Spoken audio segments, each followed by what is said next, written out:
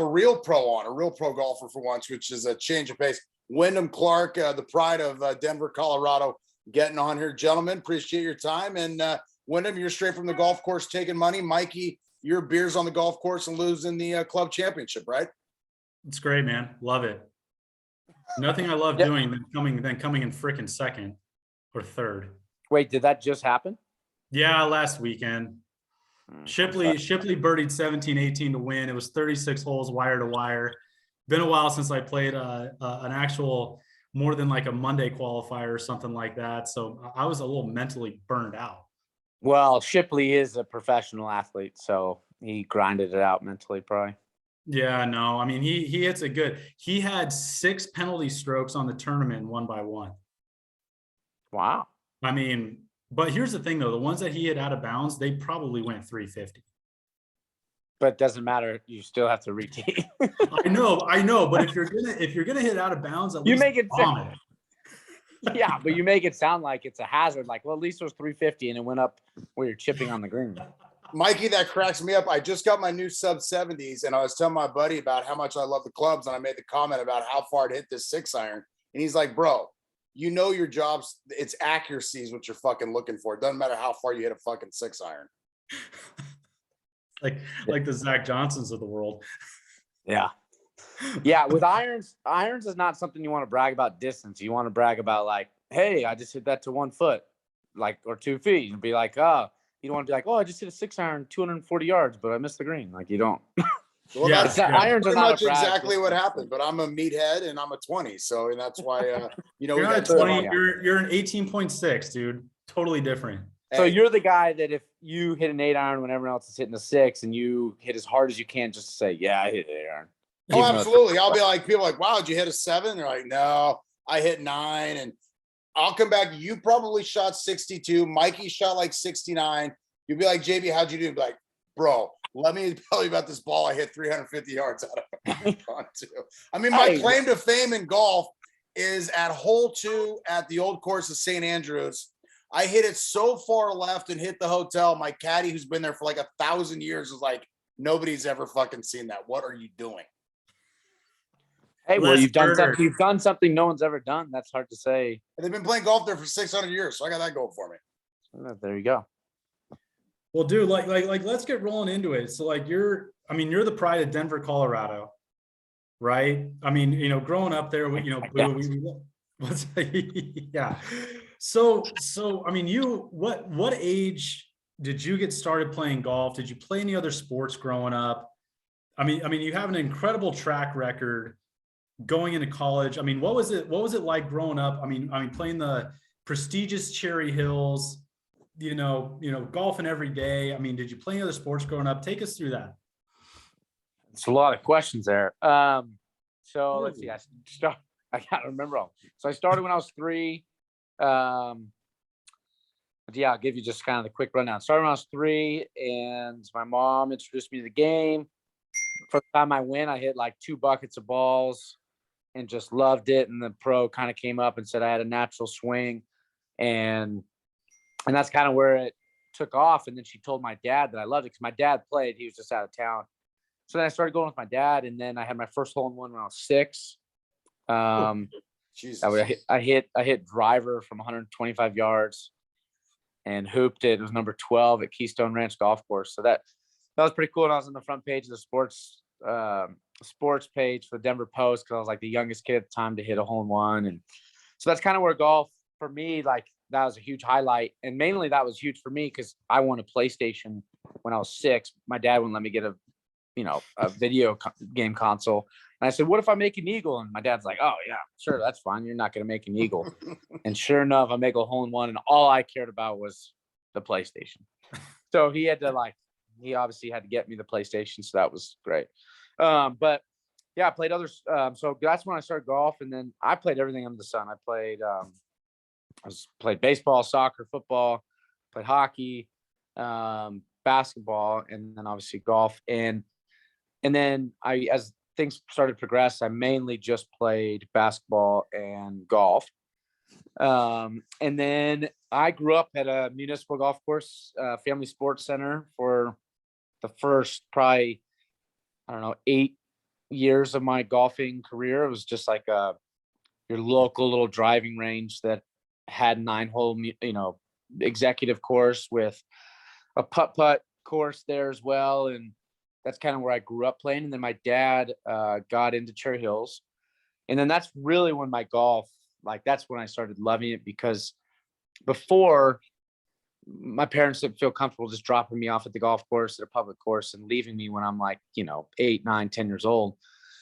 And then when we joined Cherry Hills around 11, 12 years old, they dropped me off, and I would just, I had free balls now. Well, for me, they're free. And I just could go and hit golf balls for hours and not have to worry about going to pay for them or whatever. And I had all these great practice facilities. And so that's really where I got good. Cherry Hills, I owe a lot to that membership and those people for, and the members for, letting me do what I did, which was I'd be there from 7 a.m. till 7 p.m. during the summer, just grinding. And I loved it. Like I'd putt for hours. I'd go play the par 3 course.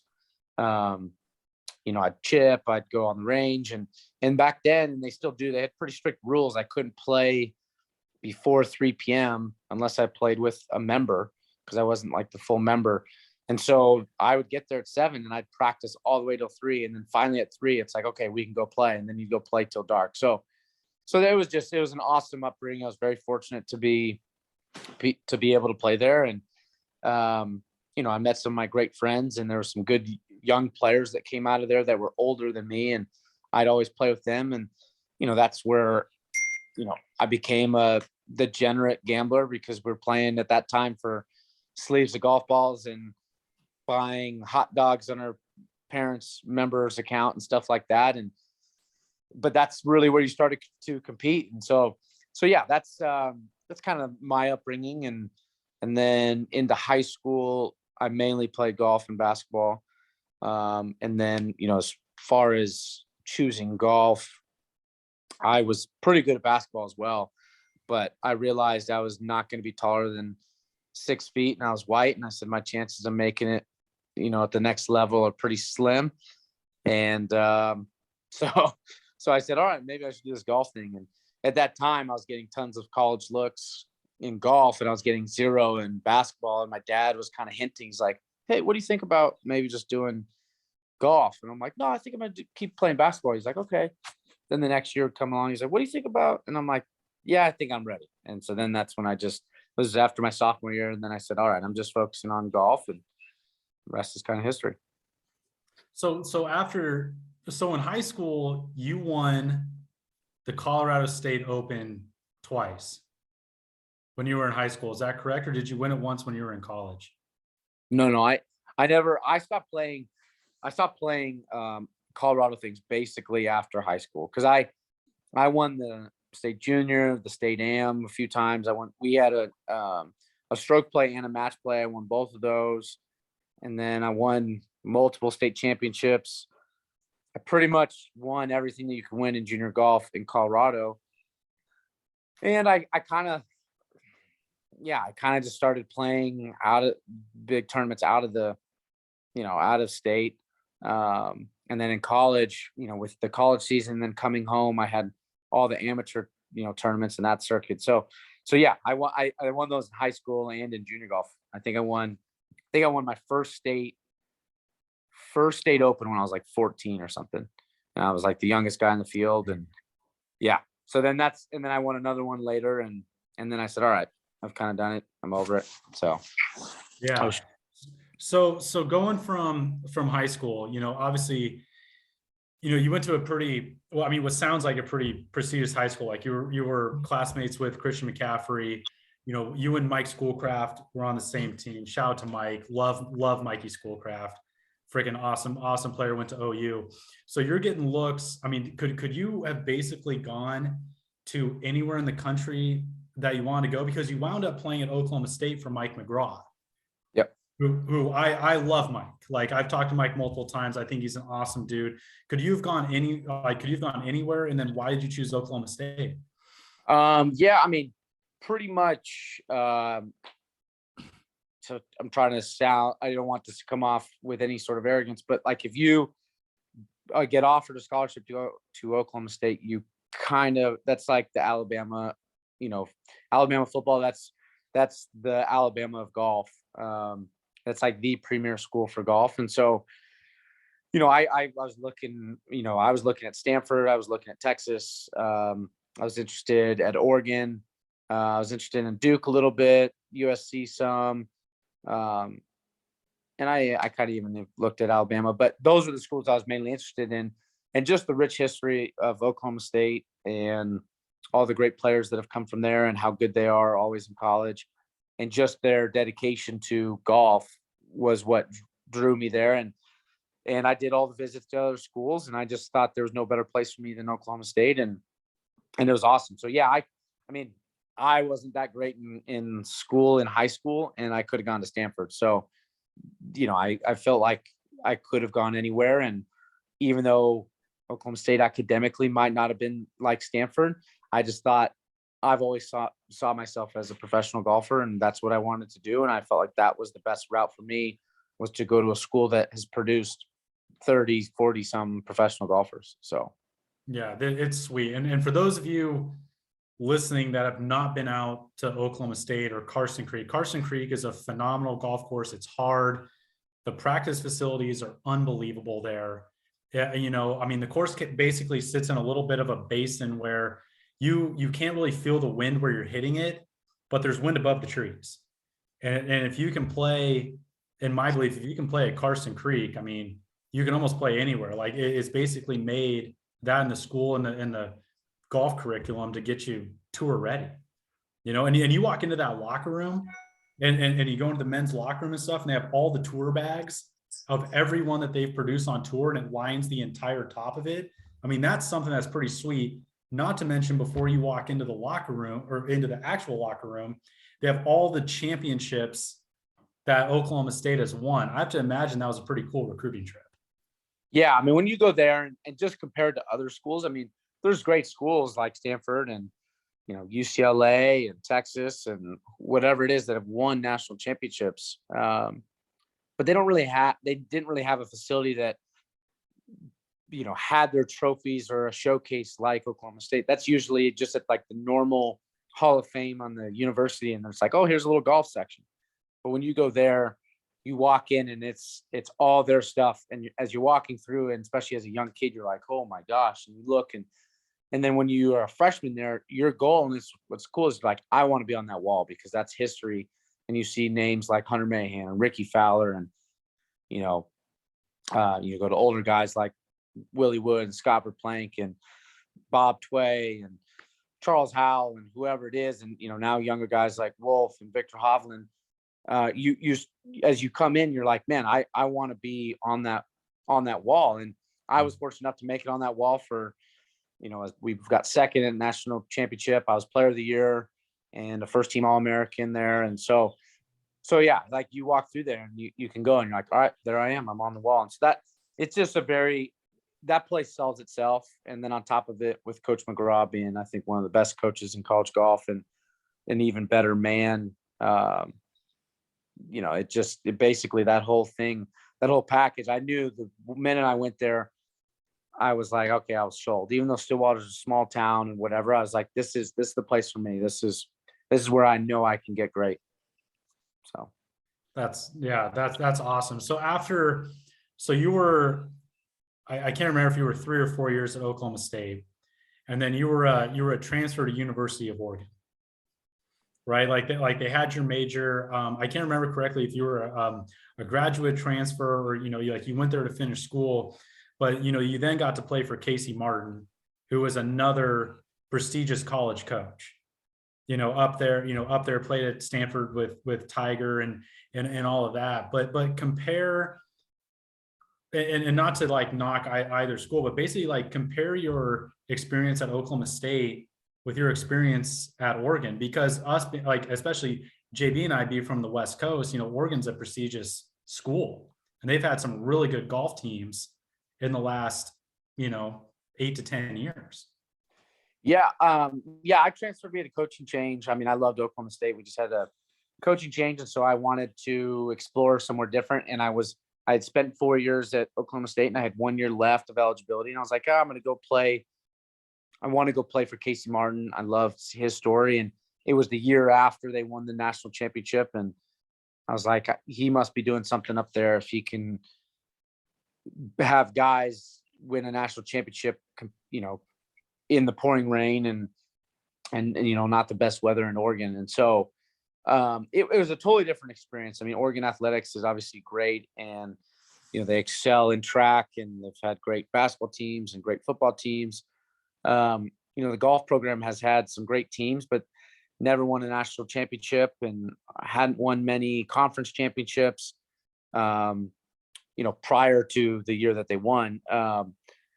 So they've had some good teams and some good players. They've maybe only produced, you know, it's Peter Jacobson, Ben Crane, you know, obviously Aaron Wise. I'm trying to think of some of the other guys that maybe played out there, but there's not as many as Oklahoma State. You could rattle off 40 at Oklahoma State, and you know, you're rattling off less than 10 at Oregon. So it is a good golf school, but it's not known for golf. But Casey Martin being such a great player and kind of a legend up there, I wanted to go play for him, and it was a different experience and definitely different expectations at Oklahoma State, because it is such a big golf school and is known for that. You have a lot of pressure to play well. And if you don't play well, you feel the pressure from the AD and Mike Holder, and you feel it from all the alumni, and you feel it from everyone on university. It's like, wow, the golf team's not doing well, or you're not doing well. And you just feel like, which is, it's not, you know, good or bad. It's just, it's different atmosphere. And then at Oregon, you didn't have that pressure. And for me, in my life, it was good to not have that added pressure, because I put a lot of pressure on myself. And so going to Oregon, Casey did a great job with me of taking that pressure off and saying, hey, don't worry about this or that. Like, just go and work on getting your game ready for professional golf, the next level. You have 1 year. And he goes, in this year, I want you to do everything you can to get ready for pro golf. And he mapped it out. And this is what I loved about it, is he said, our fall. He goes, you know, I know you're our best player, our best player. He goes, I want you to work on your golf swing with my coach at the time, which was Jeff Smith.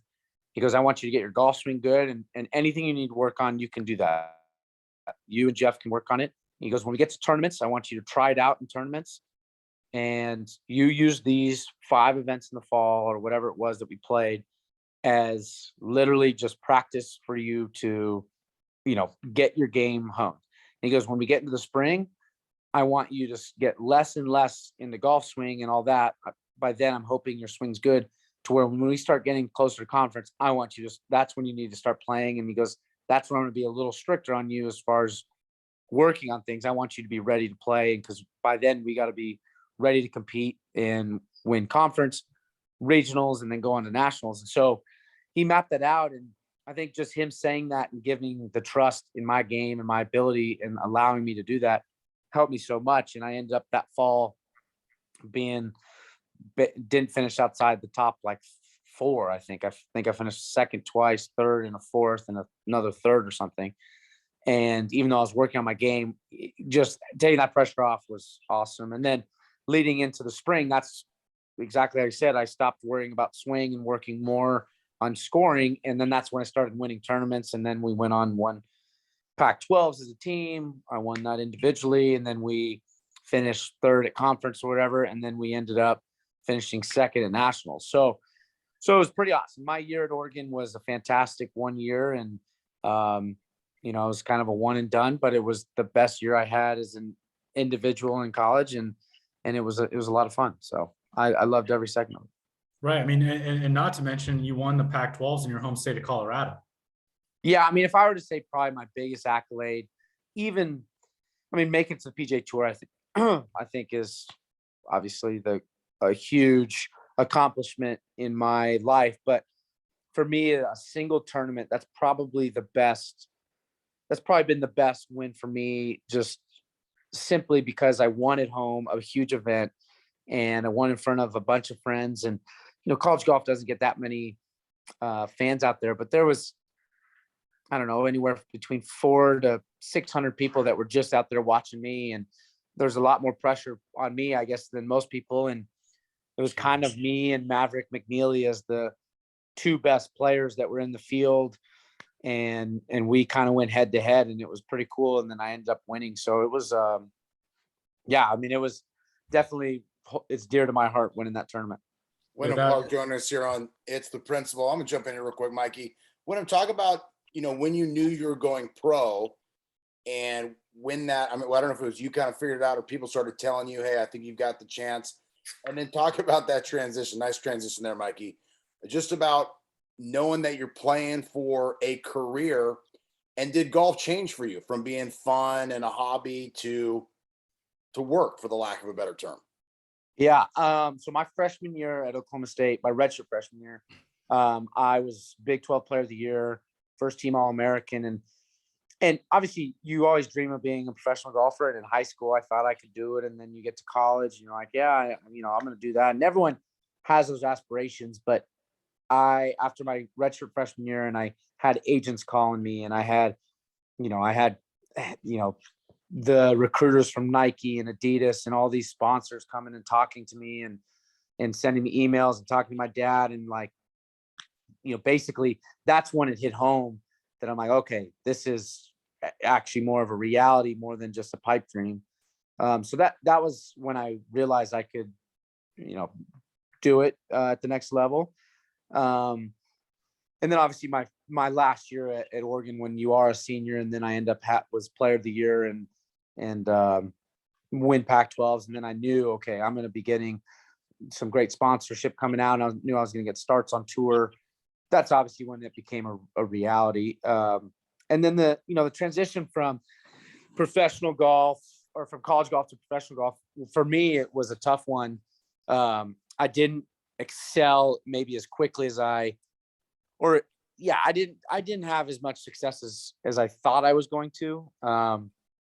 Granted, I did get through Q school my first year, and then first year on the web, I did make it, on the PGA Tour. So I did it roughly as fast as you could, but I did have 8 or 9 starts on the PGA Tour, and I really didn't have much success.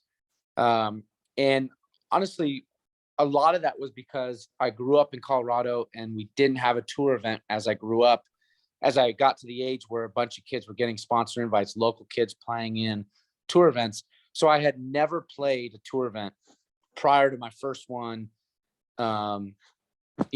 right as I turned pro. And so tell us how different is a tour event opposed to, the amateur events you're used to, and that's what you played your whole life. For the average listener.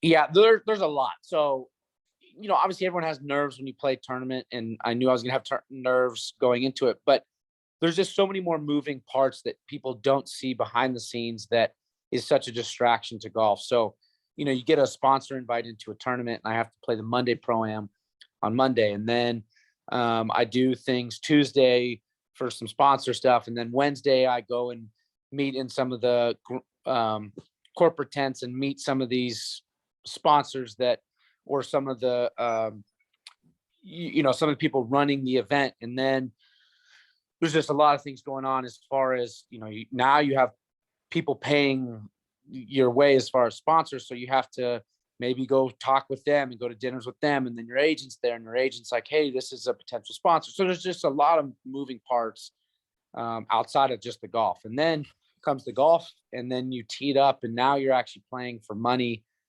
versus just your own score. And it's, as much as you'd like to think that you don't think about that, you're like, crap, like this is actually now my livelihood. If I don't go make a cut here, like I'm not getting paid this week, and I'm paying for a caddy, and you pay for your travel, you pay for your hotel room, your food, etc. So that's a different dynamic. And then, now you're playing in front of a lot of fans, and you get to certain holes, and now there's thousands of fans, and you're like, wow, I've never played in front of more than maybe 1,000 fans in one hole. And now I have 5,000 on one hole, or they're walking with me, and there's a bunch of noise, and, there's all these different moving parts. And then on top of it, you step inside the ropes, and you're teeing it with guys that some of the guys I idolized growing up. And it's now they're not kind of heroes or guys I necessarily look up to that I want to be. I'm like, now they're competitors. Now they're competitors, and it's like, wow, I now have to go beat Tiger Woods, or now I have to go beat Dustin Johnson or whoever it was that you aspire to be. And it's like, all right, now these guys are not just someone I look up to. So definitely it's a totally different dynamic. And I think, some guys excel quicker than others in that and embrace it. And for me, it just took a little longer to where I felt like felt comfortable, and I'm still working on it. Sometimes I still am not as comfortable inside the ropes, and there's times I feel super comfortable and play great, and there's other times I'm nervous, and it's like, I play in my first major, and it kind of brought me back to my first PGA Tour event. It's like, geez, now I'm in a major, and so it's definitely a different dynamic, and it just takes time to get used to it. That was a cool experience, your first major. I mean, I remember going out there to Torrey Pines, with Boo, and we drove out there with your financial guy, obviously great friend, Jim Westermeyer, and just being there, being at the house, seeing how everything goes down. It's like, there's PGA Tour events, like, we obviously have gone and followed you at the Waste Management, you go and play everywhere else. Then all of a sudden you're teeing it up in your first major. And you're like, man, like this, or that was it was your first US Open. Like, is that something that was different from the PGA Championship at Kiowa versus like it's the US Open in San Diego? It's like, I mean, it's basically America's championship. Like, what was kind of the difference in tournaments there, if there was one?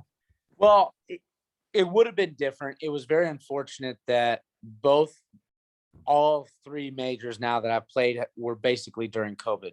So that changed the dynamic. One of them we had at Harding Park, we had no fans. So it felt weird. I mean, it's a major and it's like a big week, but there was no one out there. And then, Torrey, there was only 10,000. So it felt actually smaller than the regular event that we have at Torrey that I'd played in prior to COVID when there was, 30, 40,000 fans out there. So that made it a little different. I do think if I would have played them when, there's 100,000 and it's, the America's Open, it would have felt probably a lot different. So, I mean, it really didn't feel too much different. It's obviously now it's a major and maybe there's a little more heightened, as far as press and just everything that goes along with it. But it's definitely cool. I mean, it's a dream come true to finally play in one. And US Open for me, I've tried so many times. I made it to sectionals. I think I've made it to sectionals like 9 times or something, and maybe even more, 10 times. And I've been so close. And a few times I missed by 1 shot and multiple times by 2. And to finally make it, it was like just the greatest feeling for me, because that was almost as big of an accomplishment for me. Just because when I was 16 years old, I was 1 shot away from making it. And then I did in college. Like, there's just so many times I was close. And so it was great to finally do it. And so I'm looking forward to now playing in a major where we have full fans and full capacity, where you do have to wait for 10,000 people, 5,000 people across a crosswalk, and you're on the first tee and there's 2,000 people just waiting for you to tee off. And on the range, there's always 1,000, 2,000 people just watching you hit balls. So, I mean, I'm looking forward to that. That's fun. I'm looking forward to the roars and the majors are the most fun events because it's the biggest stage and it's the most on the line, and I love those pressure situations. So sorry, 1 sec, my phone's about to die, so let me get a charger. Oh yeah, no, definitely get a charger. Mike probably told you you're doing like a 5-minute quick hit. Hey, just so Hey, Mikey, just, real quick, I got my shout out to Municipal, Wyndham's and Municipal. I got my Kennel Club shirt on. Daddy gave me. I wear this at least 3 times a week. Wash it once a month. I got this thing. Well, it's my favorite shirt. I love it. Kennel there Club, you go. Grow the brand. Yeah, grow the brand, baby. Yeah, dude. Municipal. It's the new thing, baby. Dude, this is brand. Yeah. This is the most comfortable shirt I think I've ever worn. Nothing against Sub 70. I like their stuff too. But I showed up to your place. I was picking up Brendan for the Waste Management qualifier, and you had boxes of clothes everywhere. And that was the first shirt I saw. And I can't remember where you were teeing it up. It may have been AT&T. And I was like, dude, I'm taking this shirt. And you're like, bro, just take it. And I'm like, well, we got to get you more. We have a lot more. I love it. If you have extra large Husky, JB will take one too. Well, probably double X for those. Well, you bring up Municipal, and I'm curious to know, Wyndham, if there's like, in basketball, football, you got inner city kids, you got suburban kids, and there's definitely a vibe there. And is there on the PGA Tour, is there anything between like, guys who grew up on munis compared to country club guys? For sure. I mean, there's a lot of guys that I like to think I was both, because I started off in a municipal golf course. And I honestly think majority of, I'd say, guys on tour probably started at a muni golf course. Golf has always kind of been a little bit of a blue blood sport in that sense that most kids grow up in a country club, but there's a good amount of guys that grew up at municipals that, they're like, literally it's a dog track and this is where I grew up. And finally, when I got to either high school or even not even then, like maybe in college, they said I finally had privileges at a country club. So, that's what's great about this brand is it's all about growing the game of golf, but at the municipal level, which, I don't know what the numbers are, but let's just say it's 60-70% of golfers probably play at only municipal golf courses. So, so it's a very cool brand. And, it's fun when you do play a really good muni golf course. Because it really is, I feel like, the purest part of golf when you're playing at these great municipal golf courses, or even not even goat tracks. Essentially, like, it's fun going back to a lot of our roots where you don't have perfect lies, it's not perfect greens, and you still got to go shoot a number, and everything's more laid back and casual, and playing with, especially now as a professional, just going playing with regular guys and showing up on the tee and playing with them. It's kind of fun. So. Yeah, Mikey, let me get one more in real quick since we're yeah, no, you got it. I got sorry. I got a million I know questions. you got so I'm many. just ready to go here. I do. Okay. Municipal golf. That's all about beers and gambling. You're a professional golfer. And I think Mike Wilson, I remember reading a Golf Digest years ago, and somebody asked him, do you drink and golf when you're playing casually? And he's like, no. He's like, what happens if I get hammered and I shoot like 58 and I shoot the round of my life? What am I supposed to do on tour? Do you, when it comes to beverages and golf, obviously you don't when you're playing professionally, but on a maybe a Tuesday out at Whisper Rock, or Mikey's got you out at Pinnacle Peak, or you go to Papa Goat, something like that. Do you partake in all beverages when you're playing? I really try not to. I have learned to. I think it's kind of I think everyone is that way professionally, unless you're just drink all the time, because then maybe it's no different. But I don't drink when I compete, and it is an issue. I play incredibly well intoxicated. So some of my best rounds, my first time I ever shot first time I shot 60 was I was drunk and had no idea I was 11 under going in the last 3 holes. And then finally someone mentioned something, and of course I parred the last 2. And I shoot 60, but I try not to. Now, there are times like when my family will go to Cabo, or it's literally I'm taking days off, and it's like, all right, you know what? I'd rather just drink. That's the only way that I can play now, just fun golf that has nothing to do with score, is I do have to do it where I have an excuse, a built-in excuse, so that I don't worry about, what position is my golf swing in, or this and that. And if I hit a bad shot, I go, oh, well, it's fine, I'm drunk. So that's really the only time I ever drink. Is it's like on an off week when I'm not trying to play golf, but my buddies want to play, or when I'm like in Mexico with my family, and it's like, well, that's kind of what you do in Mexico is you drink. So basically, I really try not to drink and play, because it is a slippery slope, because you can play really good and then you get into tournaments and now you're like, well, shit, I need that crutch. So I need a transfusion right now, dude. Yeah, right exactly. now. I need a training right now. But as far as gambling, that happens every time. So we drop the booze as professional golfers, but the gambling still is there. Gambling will always be there. I almost like can't play now. It doesn't matter whether it's $2, whether it's $100, whether it's, you're playing against your brother and you're giving him 25 shots, and you guys are playing for dinner or a drink after the rounds. Like you got to have something on. 100%. I mean, and I still love to just play, but like today I came from a money game, and it's, there's only a couple of us playing, but you have to play for something just so that you're focused when you have a 4 or 5 footer rather than just slapping at it. You're like, okay, this actually means something. And then there's nothing better than just winning and beating people. And that's, I love to compete. So it's always fun. Yeah, I knew you were competitive when you were hitting your 2-iron past my driver at the Rock last time we played. That was kind of. It doesn't matter how far you hit irons, Mikey. It does. In that case, it did. Because maybe off the tee, but still, it's accuracy. It's accuracy. It 100% is accuracy. So let's talk a little bit about the AT&T. JB was down at the AT&T doing a little press media coverage. I was trying to get him to introduce himself to you. He was super gun shy. He gets really nervous and clammy around people. But you got to play with Canelo, which I think was cool. Now hurts himself. I mean, obviously Canelo loves to play. He loves to gamble.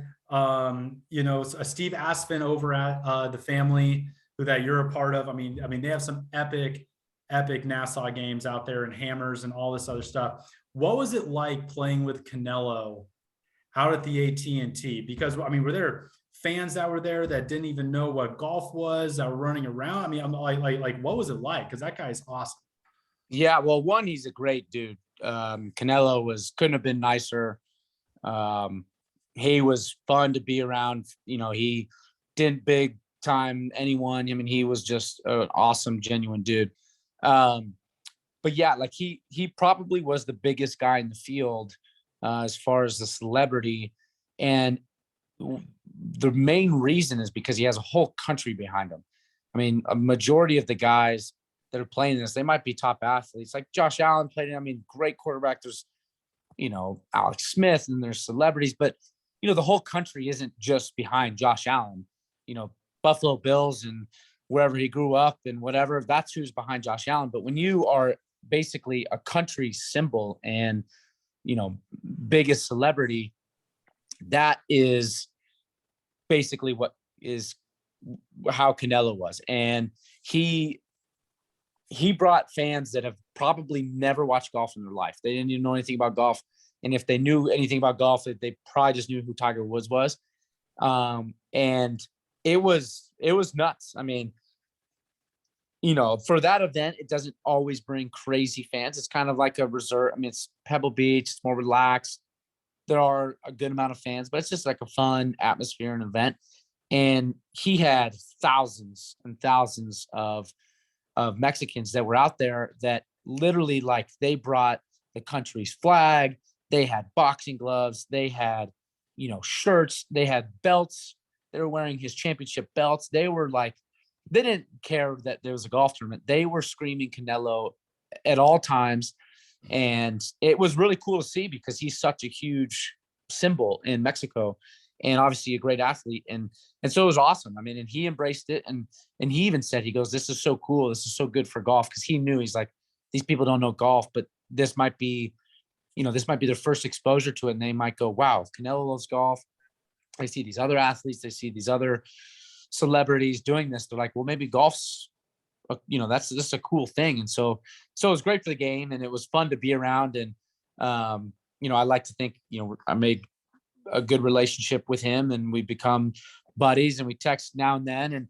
And we have a bunch of mutual interests in other things. And so, yeah, it was a cool experience. He was fun to play with. And he's actually, the guy's only played for little over 2 years. And yeah, he plays every single day and grinds on his game, but most people that play for 2 years aren't a 12 handicap, and he's a pretty legit 12 handicap. So he hits some bad shots and he didn't play to his 12, but that's because he's playing tour golf course conditions in front of thousands of fans with tour green speeds and tour pins that he's never played on. So anyone that is whatever their handicap, you probably add 10 shots, and that's 10 on the minimum, and that's what they would be in a tour event. So, someone that's a scratch handicap, they're going to probably shoot in the mid 80s to almost 90s if they play in a tour event. So he is a legit 12, and he's just going to continue to get better because he grinds his ass off in golf. He loves it. And what I remember about that, Mikey, was unbelievable. Mikey, that day that Wyndham also and those guys had to deal with, because I went out there at the Monterey Peninsula the day you guys are going through there. Mikey was trying to get me to bug you. I'm like, dude, I don't know I this was guy. not trying. That's fake news. I was not trying to get you to bug him. You told me to yell out. Okay, never. We're not going to say it. But that's when I realized I can't stand Macklemore. You were stuck behind Macklemore. The dude's like a 35, slowest golfer ever. Talk about that fine line when you're out there playing in the pro-am, because I think it is smart to grow the game. I think it's great for the sponsors and for you guys, because there's a lot of big swinging dicks out there who give a lot of money to the PGA, not only the the celebrities, but at the same token too. I mean, you're looking at some pretty slow and bad golf out there too, aren't you? Bill Murray. Yeah, I mean it's brutal. I mean, there's a reason that not all the best players play that event, because it's 6-hour rounds and it's tough, and it's just a weird dynamic. Like, we wouldn't care. I mean, if we were at our local country club or public golf course or whatever, if you're playing with Canelo or these other big time guys and you're in a golf cart and you're drinking, listening to music, it's fine. But when it's your job and then now you're watching terrible golf shots and you're like, geez, buddy, just pick up. And there's nothing worse than when you play with one of those guys in that event and they're 10 shots in and they're still hitting it, still hitting. It's like, hey, if you're not going to make better than 5 or 6 with your shot, like, just pick up. And it's tough because these guys pay a lot of money. So it's also, it's weird that, it's tough for us because we can't go in there and be like, hey, pick up, because they're spending a lot of money playing this. So the whole hope when you play in that event is you just hope you get a great guy that understands, like, hey, I'm going to try to play fast and I'm going to pick up when I'm basically 6 or 7 shots into the hole. And yeah, but so it's a weird dynamic. I love the event. It's fun. If we had to do this every week, this would be a totally different conversation, but doing it once or twice a year in our Palm Springs event that we have as well, that's pro-am, it's not that bad. I mean, I don't think it's bad. You make great relationships. It's fun. There's a lot of extracurricular stuff that happens outside of the golf with all these great parties and like fun dinners, and you're hanging out with, A-list celebrities that you would never have access to if it wasn't for the game of golf. So it's a cool week for sure. It does get long, especially if there's bad weather at Pebble and now you're holding an umbrella and the rain's coming in sideways and you got a guy like Macklemore, whoever it was, not that I play with him, but someone that takes 2 minutes to just hit one shot. You're like, really? Can we speed this up a little bit? But it's fun. It's a fun event. So with that being said, like with the whole Canelo thing, like, would you rather get in the ring and go one round with Canelo and he's going to come after you and just basically want to knock your fucking lights out?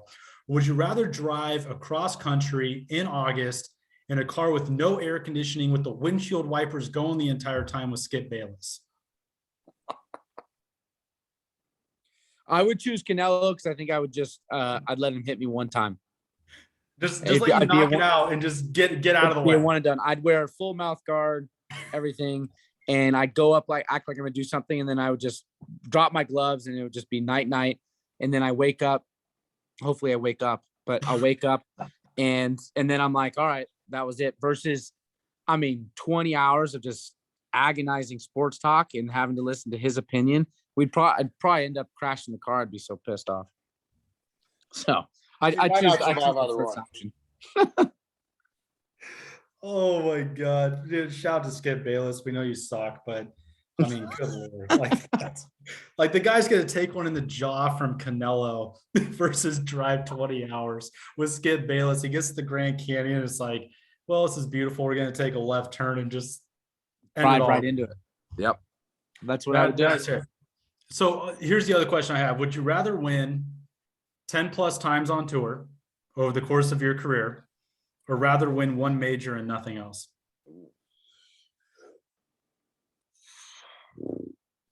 Which major? Major of your choice. I would choose a major. You win the Masters one time. It's amazing on tour. There's guys that have won 8 times on tour, 9 times, 10 times on tours.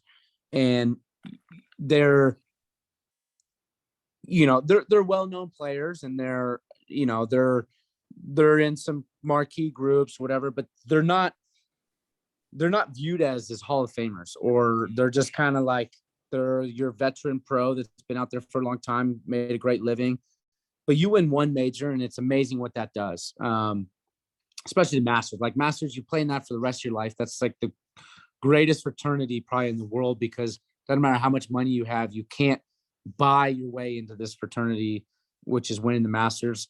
And you win a Masters, you're always a Masters champion or a US Open champion. And you pretty much can go down in you pretty much go down in a record book as almost a Hall of Famer because you win one major. And honestly, you go to someone like who, you know, like prior to Adam Scott and Sergio Garcia, prior to them winning their major, they would 100% say, yeah, I'd give up 10 wins to just win this one major. I mean, so if they're saying that, then that's true. I think that's your answer. So yeah, I'd choose winning the Masters or US Open once, then 10 times. Yeah. So last year when we're at the US Open, you're getting stretched. Boo and I are outside. Everyone's talking about playing Call of Duty, getting on the sticks, you know, stuff like that. And walking by us is Zach Johnson, your 2023 Ryder Cup captain, and Hideki Matsuyama. And Zach Johnson is telling Hideki, hey, you're Masters champ. I want something really good for Masters dinner this year. Don't screw it up. I want something really good for Masters dinner. You win the Masters. What are you going to have as your dinner?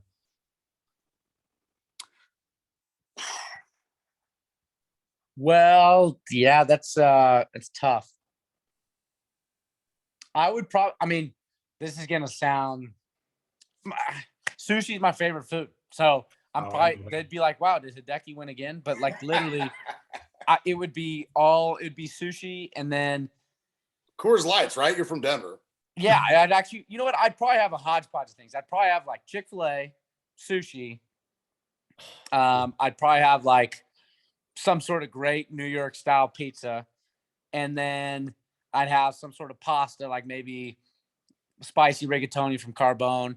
And then I'd probably go butter cake from Mastro's, milkshakes or ice cream from Grater's in Ohio.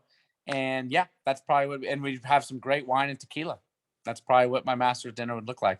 We'd all have a heart attack afterwards, but you wouldn't be able to play or practice the next day, but JB and I will be there. I mean, you just I'm all about the butter cake. Yes, I mean that's like the best dessert in the world. That butter cake at Mastro's and Ocean Club is ridiculous. I got 2 questions left, and then I'm good. Real quick, not to go down the Saudi League rabbit hole, but I think in a basis, you as golfers, every time you teed up, it's shit or get off the pot. You make the cut, you get paid. You don't, you go home empty-handed. You said that earlier. All other pro athletes, you're at least getting a salary. You're getting paid. I mean, if Tiger Woods shows up at an event, he may miss the cut. He has made that tournament millions of dollars. Do you feel that pro golfers should have some sort of salary, or whether it be an appearance fee or some sort of contract where it's not strictly what you do on the course that weekend? Yeah, for sure. So it's funny you talk about that. I was just talking about it today, like before I got on this podcast. I do think, so we are independent contractors, and I get that. If we are 100% independent contractors, then they probably shouldn't pay us, right? Well, as PGA Tour players, we have to do pro-ams that we cannot miss. We have to do them. We have sponsor values we have to do.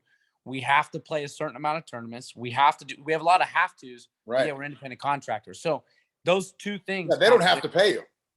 Yeah. And so and they don't pay us. So those 2 things contradict themselves. If they want us to be 100% independent contractors, then we should have no obligations. We can show up whenever the hell we want and play. If they want us to do those things, which I'm fine doing, then I think we need to be compensated. And I think it is crazy that guys can have their PGA Tour card and be at the highest level of professional golf and play a year and not play well and almost not even make any money because of their expenses, paying their caddy and all that stuff. And they're not making that much money. I do think either the solution for me is we have less events on tour, and we either become employees of the PGA Tour, where we sign salaries, and depending on who you are, just like any other sport, if you're the 125th guy on the money list, let's say you get paid at $500,000 a year to be on tour, which covers your expenses, and then you go all the way up to the number 1 guy in the world, and you're getting paid $10 million a year, and you have to play certain event. You have to play, let's say there's 30 events, you have to play 25 of them, and there's a few of them that they make you play. I think that's a great solution. And I don't think everyone would hate that. And, and I could see the top players in the world not liking that because they get paid a lot of money anyways. But I think that's a great solution. Or you just start giving guys a stipend each week. Like, hey, here's 10,000 a week that you get just so that covers, all your food and your travel and whatever. Because it is ridiculous. Like you look at the Masters, not many people know this. You get into the Masters, and let's say I win the next week, and I get into the Masters. To get a home and place there for the week, because the hotel's already booked, they save some for players, whatever. I mean, it's going to be roughly 10 to 15,000 for me for the week to get a home. Wow. You do that, then eating at most guys go get a chef because eating out during that week is impossible because there's so many people trying to get into the same restaurants. So then you hire a chef for that week or whatever, or you split one with other players. Let's say that's $5,000 for the week. Then you have family come in and you only get allotted 10, 12 tickets. You want other people to get them. So then you go buy on your own dime. You go pay for another $5,000, $10,000 worth of tickets. You fly there and you're like, okay, well, it's a special thing that we're there. You fly your coach in, you have your caddy, you have whatever. Next thing you know, you're in for 30 to 50,000 for the week. You go and miss the cut, and then you just eat all of that. And it's just ridiculous that, we're the biggest golf tournament in the world where they're making $500 million off of us, and we could be in the whole 50,000 and we're the product. It's kind of ridiculous. So I think the Saudi League, I'm not saying I'm for it, but I am for it pushing the tour and things to change to where it makes the PGA Tour better. I think that is, I'm not saying the tour is bad. I'm not saying I want to go to the Saudi, but I do think there are some things that they propose that sound very appealing to a lot of players that, they're getting guaranteed money each week. So yeah, that's a long way of saying that. No, that's a great answer. And see, Mike, it's Well, I'll just cut in real quick before JB gets to his second question. So basically, and not to comment on Phil, because Phil's obviously he's in the corner eating his peanut butter sandwich, but basically what Phil was saying is it's not that wrong. No. What he was kind of proposing. No, I mean, his delivery maybe was bad, and it looks bad because Phil's made so much money on tour. But he is right. There is a lot of stuff that he's right about, that the way the tour works, it's because that's how it was set up originally. But now there's so much money in sports. That was before guys were getting $200 million contracts in other sports, and before all this money was thrown at sports, that they created this, the whole way the tours worked, and they've never changed it. And, there's a lot of things I love that the tour does with giving back to charity and so many great things that they do, but there is some stuff that needs to be changed.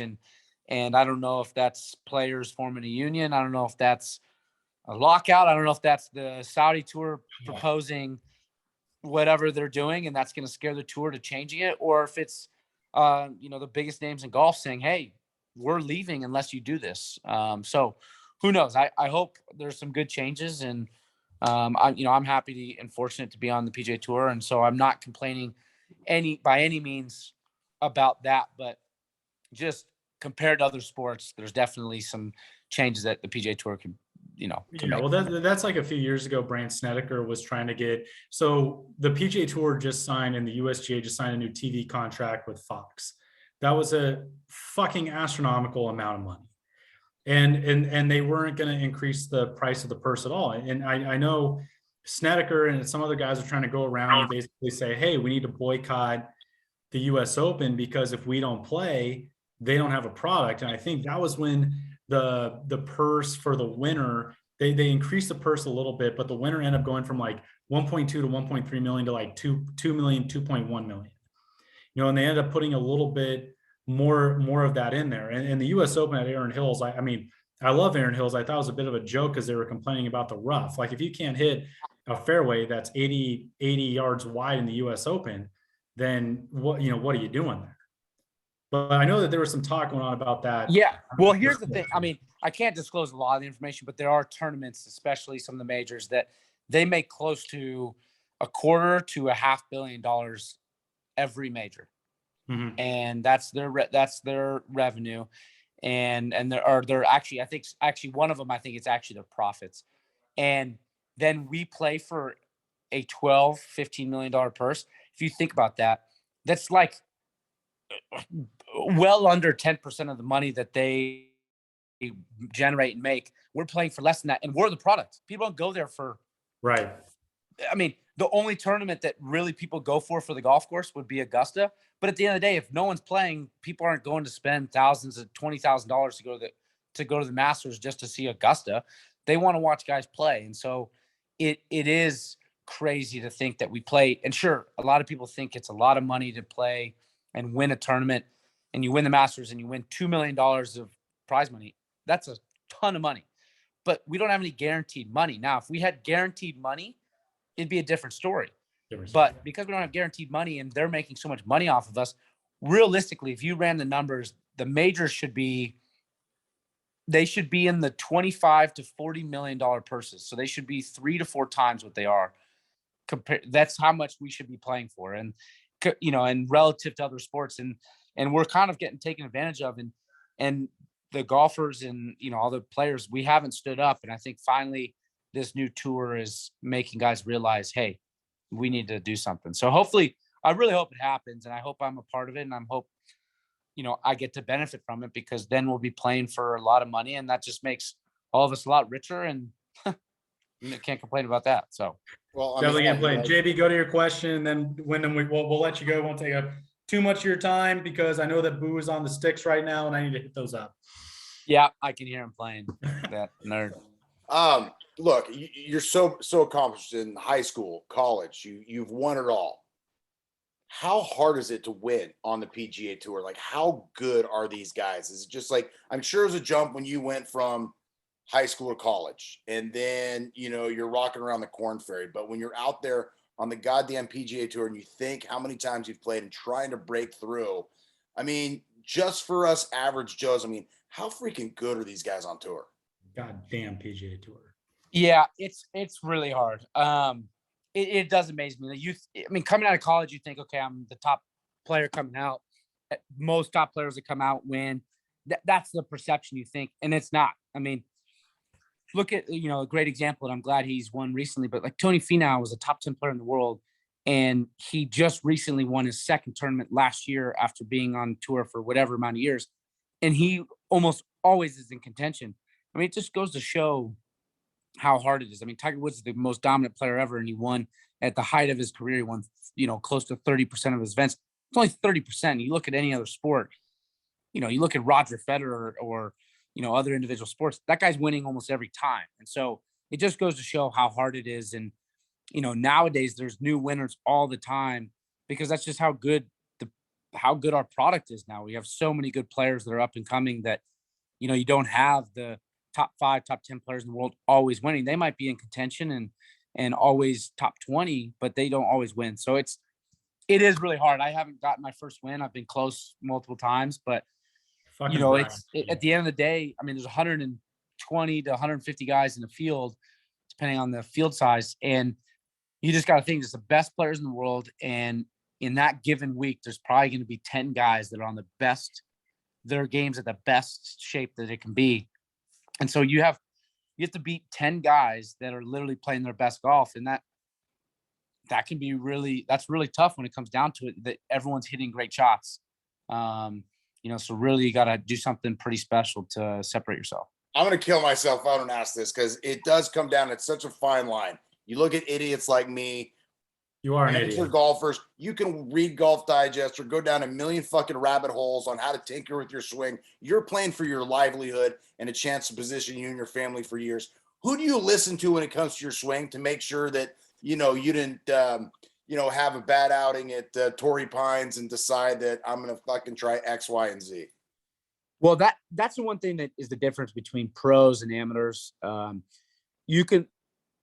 Then the difference is pros listen to one person, and maybe they get a second opinion, but the second opinion is from someone that they worked with prior, or it's their caddy, or it's just another player that they really trust.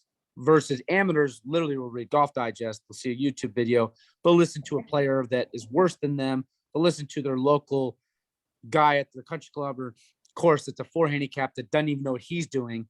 And they just listen and go, okay, yeah, sure, that sounds great. So there's no consistency. On PGA Tour, you listen to one guy and it's your coach. And so that's part of the reason why we're so consistent. Granted, we put in more time than you guys. We practice the things that no one practices and whatever. But A lot more at the talent. end of the day, we listen to one thing, and that's just one set of eyes. And we're not searching versus the standard am that we play with all the time in pro-ams. Like, they'll listen to everything, or they'll say stuff that they don't even know what's going on. They're like, oh, I was too quick there. I'm like, you swing slower than a LPGA Tour player. You weren't too quick. Your club face is dead shut. Your grip is like this. Your aim to the right. It has nothing to do with your tempo. So it's kind of comical. So if I would ever stress to somebody, is like, get a swing coach. And if you can't afford one, like, find just one person that can kind of give you something. If it's a local pro at a course or someone online but just find one person and listen to them, rather than, because there's different philosophies. People have different teaching methods. Just find one person and stick with that. So, Wyndham, thank you very much, man. I appreciate it. Of course. Wyndham, go have yourself a tequila, say hi to Boo, slap him a little bit. It's the principle. Sounds good. See you, boys. Thanks, buddy.